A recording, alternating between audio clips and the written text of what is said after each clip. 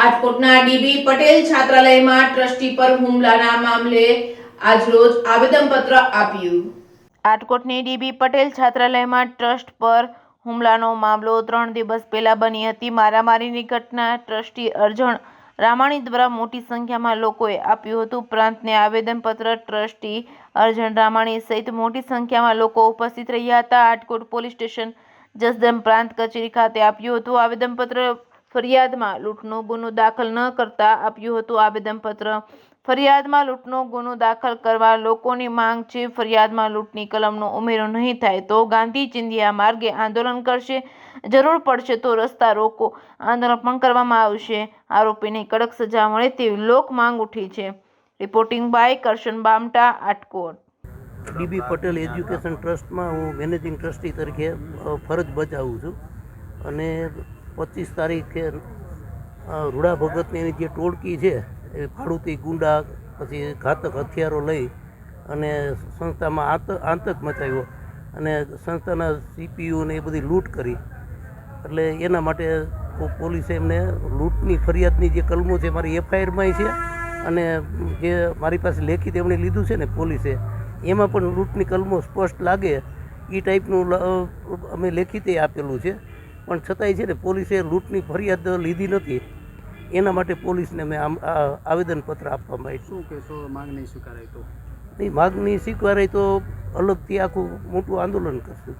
Nareshbhai Saganbhai Barvaliya. Nareshbhai, police station અને પ્રાંત કચેરી ખાતે આવેદનપત્ર પાઠવવામાં આવ્યું છે, શું કારણ?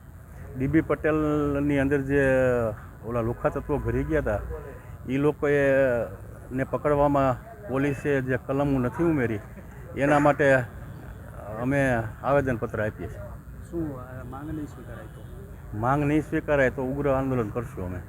છાત્રાલયની અંદર જે ઘટના બની છે તેને લઈને જે કલમો જે ઉમેરવાની હોય એનો જે ઉમેરો થાય અને વ્યવસ્થિત રીતે ગુનેગારોને જે સજા મળે તે માટેના પ્રયત્નો માટે અમે બધાએ રાજકોટ પોલીસ સ્ટેશન અને પ્રાંત કચેરીમાં પણ આવેદન આપવા માટે સમાજના તમામ આગેવાનો તેમજ તાલુકાના લોકો બધાએ સાથે મળીને આવેદન આપવા માટે આવ્યા છે।